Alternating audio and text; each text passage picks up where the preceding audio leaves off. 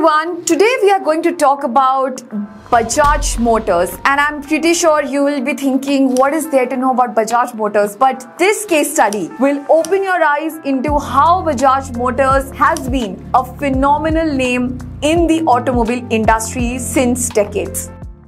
Well, Bajaj Auto Limited is a two-wheeler and three-wheeler automobile provider in India. Founded in 1945, the company has been providing innovative and affordable vehicles in India. In fact, it has become so synonymous over these years with quality, reliability and affordability, and is by far the most respected brand for us. And if you are a 90s kid, you might have seen a lot of ads around Bajaj scooters, and I'm pretty sure, just like my dad, even your father or grandfather might have a Bajaj scooter at home. So what makes Bajaj such a big deal? Bajaj Group's flagship company Bajaj Auto is actually recognized as world's fourth largest three-wheeler and two-wheeler vehicle manufacturer. Let's dig into the history of Bajaj Motors a bit. Jamnalal Bajaj, the founder of Bajaj Motors, has been a great disciple of Mahatma Gandhi. In fact, he believes, do what you think is best, but be the best in what you do. This was the philosophy in which Jamnalal Bajaj has always stayed by. In fact, these words embody what Bajaj Motors means to us today. From 1945 to today, Hamara Bajaj has been stayed the tagline of a decade. So how did it all begin? In the 20th century, India had a very small automobile industry that was largely dominated by foreign marketers. The production of automobiles was in fact only taken over by the elite market because of such high prices. It was not until India's independence in the 1947 when we took it seriously to prioritize the development of an automobile industry in India itself. And this is what gave Bajaj Motors a major breakthrough, especially in the year 1948. The early years were a little difficult for Bajaj Motors because it had to expand its foothold in India against all the foreign competitors. But the major thing that worked for them was providing affordable scooters at such cheap prices. And over the years, they started expanding their business in motorcycles and three-wheeler vehicles as well. In fact, it plays a major role in the economic growth of India, where the Indian automobile industry, comprising the automobile and automotive components, plays a pivotal role in this. It is a major driver for manufacturing the gross domestic products, employment and exports. In fact, Bajaj's first introduced scooter was called Chetak. Its practicality and reasonable price made it a blockbuster product in the Indian market. It in fact became a synonymous to scooters, just as Colgate became synonymous to the toothpaste. And the tagline Hamara Bajaj was being spoken in all the Indian households.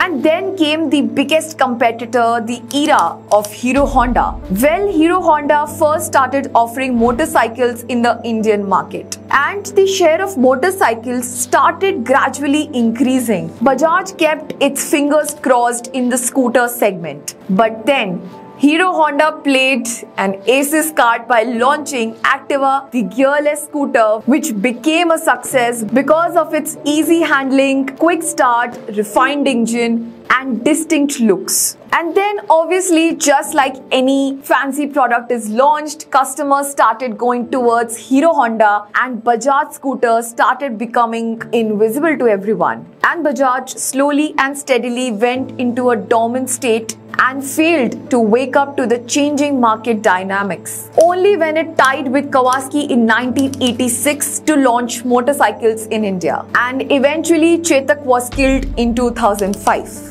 But it was too late for Bajaj to wake up. In fact, in the last minute, to increase the volume of their scooter production, they launched a gearless vehicle called Crystal, which failed miserably in 2006. And that is when they vacated the entire scooter market to dive into the motorcycle market, which everyone thought was not that a great step. The idea to back up from scooters so soon was not a great idea that worked in the favor of Bajaj. Because of being the scooter product and had a high brand recall value.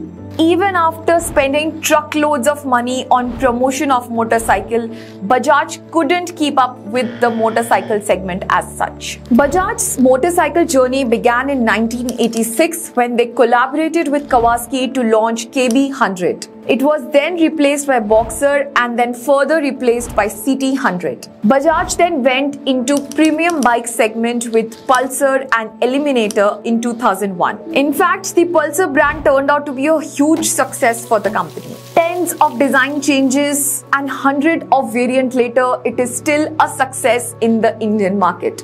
In fact, Bajaj also has a partnership with the Austrian manufacturer KTM, where it holds a 48% stake in the company. The drastic performance of the company in the segment in which it held 1/3 segment of the market was fascinating. The Discover brand has been losing its significance despite having several product updates. The problem what Bajaj did was they launched or expanded their categories in both the upper 150cc bikes and the lower 100cc segment as well, which again happened that the customers got confused in the brand recall value.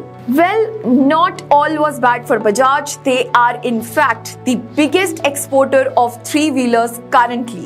Bajaj took it on itself that we need to rebrand, and Bajaj's rebranding went haywire in 2011 when they planned to expand its products in the household appliances as well. You could see Bajaj fans, Bajaj electrical appliances, Bajaj iron, everything.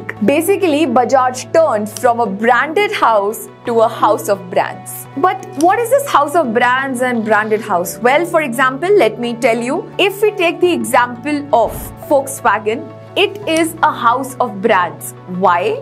Because Audi, Bentley, Lamborghini all come as brands but do not carry the Volkswagen badges anywhere. But Bajaj Scooter is actually the branded house that they had created for themselves. And still, the situation for Bajaj has not been that great. From a 26% market share in the financial year 2011, they have been declining for the 3 consecutive years now, where they are now at 20% market share in the financial year 2014. A major chunk of this loss is attributed to the failure of Discover bike in the 125cc segment. But there were a few things that worked for Bajaj, so let's quickly go through what actually worked for Bajaj. The first is product innovation. The company has always come up with new products by launching Bajaj Chetak, which was a popular electric scooter in the market. Then they went on to Bajaj Dominar, which is a sports motorcycle. They have tried to innovate as much as possible in these product areas. The second point and the most famous point is the product pricing. Not just that the Bajaj scooters or motorcycles were cheap, but even buying the components of these automobiles were simply cheaper. The third point is product development. They have invested heavily in their research and development teams. They recently also introduced a pro biking experience to provide a premium biking experience to its customers. And number 4, product distribution. It's amazing to know that exports actually make 35% of Bajaj Auto Center sales, and 47% of these exports are made to Africa. In fact, Bajaj Boxer is the highest selling bike in Africa. Well, apart from all the advertisements and product positioning that Bajaj has done over these years, has stood as a great market example of what a brand should do and what a brand should not do. If you liked this case study, please like, share, comment and subscribe to the channel and get access to more such business case studies.